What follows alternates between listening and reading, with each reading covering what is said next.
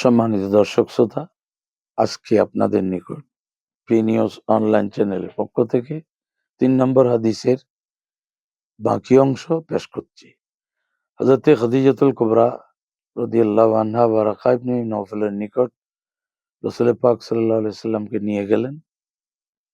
আর Waraqah ইবনে নওফল তিনি জাহেলি যুগে নাসারা ধর্ম, খ্রিস্টান ধর্ম গ্রহণ করেছিলেন এবং তিনি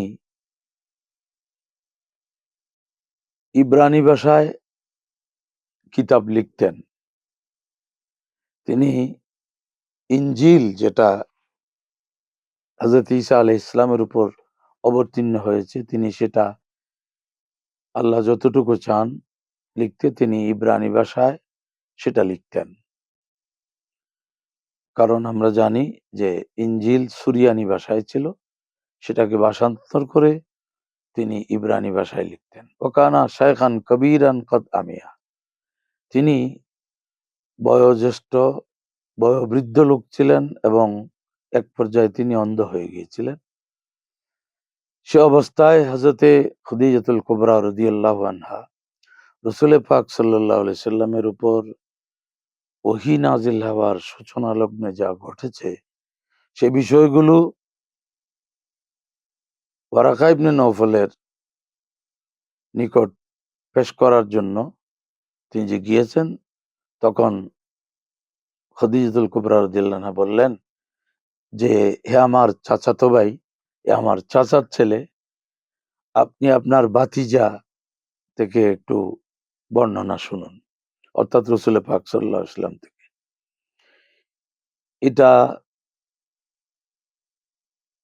পূর্ব বংশের যে পূর্বপুরুষদের এক পর্যায়ে গিয়ে রাসূল পাক সাল্লাল্লাহু আলাইহি ওয়াসাল্লামের বংশ তালিকা আর ওয়ারাকা ইবনে নওফলের বংশ তালিকা একত্রিত হয়। সেই দিক থেকে ইবনে আখিকা বলেছেন, অর্থাৎ আপনার ভাইপোর থেকে শুনুন। ফাকালা লাহু ওয়ারাকা ইয়া ইবনা আখি মাযা তারা, তখন ওয়ারাকা ইবনে নওফল রাসূল পাক সাল্লাল্লাহু আলাইহি সাল্লামকে বললেন যে, হে ভাতিজা, আপনি কি দেখেন? মাযা তারা, আপনি কি দেখেন?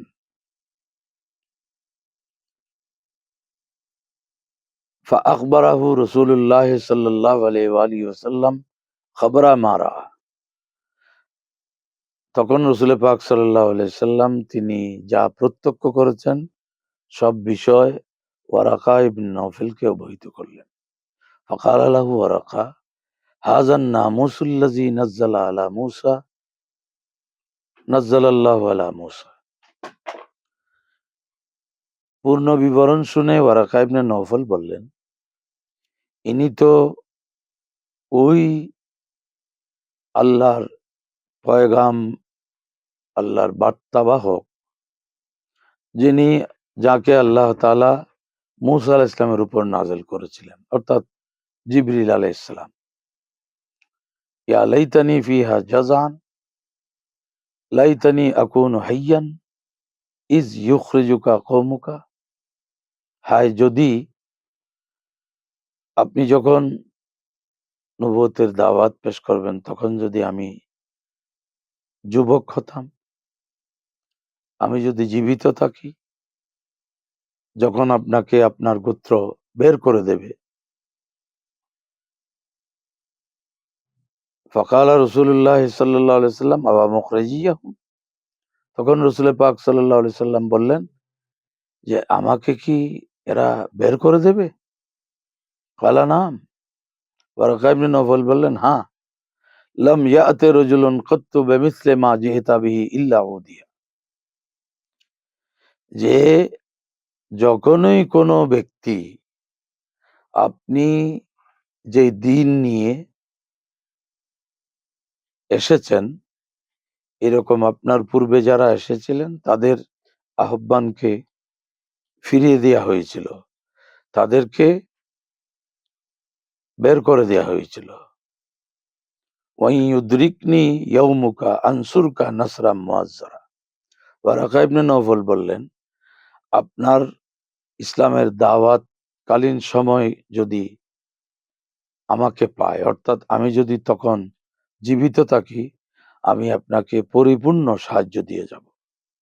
সুম্মা লাম ইয়ানশাব ওয়ারাকা আন তুওয়াফিয়া ওয়া ফাতারাল ওয়াহিয়ু। এরপর ওয়ারাকা ইবনে নওফল বেশি দিন আর জীবিত থাকেননি, ওনার মৃত্যু হয়েছে। আর এদিকে ওহী নাজিল হওয়াও সাময়িকভাবে বন্ধ হয়ে গিয়েছে।